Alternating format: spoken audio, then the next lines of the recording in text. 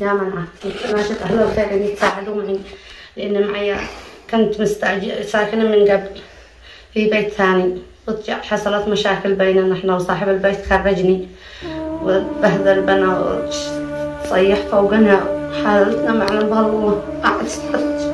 كيف يما صيح فوقكم يعني؟ كنت أحرس قعدت.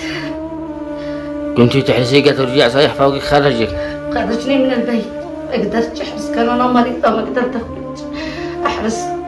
الله صارك علي القعد، بعدين رجع خرجني من البيت ما قدرت، جيت استأجرت ثاني. الله المستعان، يعني الناس ما يرحموا. ان شاء الله يوم اصحاب الخير انهم بيقوموا بمساعدتك باذن الله سبحانه وتعالى. قد الاثباتات كلهن. في الحاله توفى زوجها وتبقى عليها ديون مبالغ كبيره جدا. قصه هذه المراه بديونها وعلاجها يعني قصه مؤلمه جدا. وكما تشاهدون هذه ورقه من بعض من ديونها، وهذا دفتر ديونها، هذا بطاقة شهادة وفاة. كيف وضعك يما؟ كيف حالك؟ والله الحمد لله ما أعلم حالتنا، الله يرحم الراحمين. هذا علي، هذا زوجي توفى وعلي ديون، تكفلت بعلاجه اللي بين عالجه 10 سنين، بعد آخر شيء جبت جلطة وركبنا في العناية، وحالتنا ما أعلم بها الله وأنا مريضة، وهذا اللي لاقيت حقي. ناشد أهل الخير أن يتساعدوا معي يوقفوا معي، أنا متاعب مريض وزوجي توفى غرمت علي ودينت هذا الديون كلها، علي ديون كثيرة. كما يشاهدون هذه الورقة على الأخت سميرة عبد الله صالح النقيب، تحملت ديون كثيرة. وهذا الدين الإجمالي كامل مع الجنيهات جاي علي. هذا الدين الإجمالي كامل. الذهب الذي علينا الجنيهات 5 حبات جنيه، الخواتم 2، 3 جرام ملي، الثاني 4 جرام ناقص ملي. الفلوس السعودي كم؟ 5000 سعودي. الفلوس اليمني 1,400,000 وكم؟ أو 1,47,000. هذه الأخت سميرة بديونها.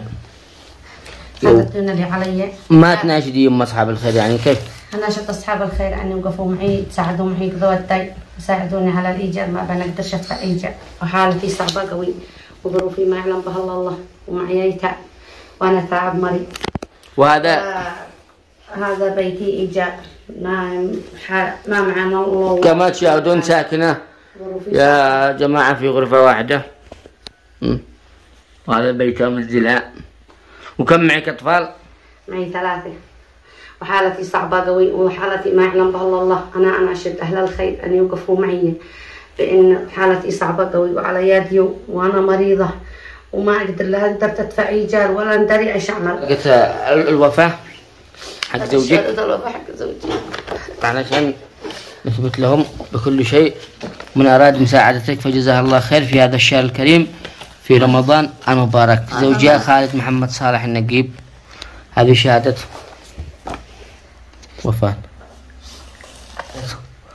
وفاة زوج.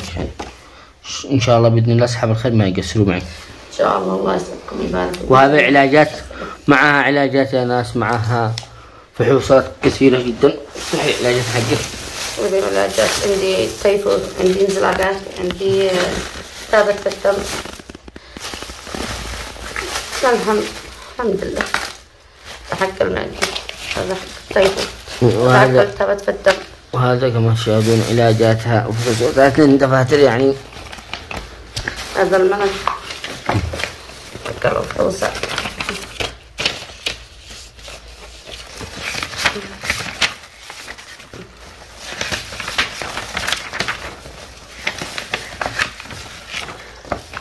وهذا الملف الثاني. ما فهمتش كيف تحولت، حالتي صعبة قوي، ما يعلم بحالنا الله يرحم الراحمين. ان شاء الله يما بهذا الشهر الكريم ان يقوموا بمساعدتك، وهذا بانتهاء. انا الخير ان يتساعدوا معي في ضوء الدين، يساعدوني في الايجاب، ظروفي صعبة قوي يعني الان ما يعلم بحالي الا الله. باذن الله يما الله يسعدكم. وهذا شهادة الوفاء، هذا دفتر الحسابات كامل معي. قد صورت كل شيء يما. ان شاء الله انهم اصحاب الخير ما ينسوش باذن الله. ان شاء الله. الله يسعدكم ويبارك لكم ويرزقكم بنعيم الدنيا ونعيم الاخره. الله يخرجكم من كل ضيقه.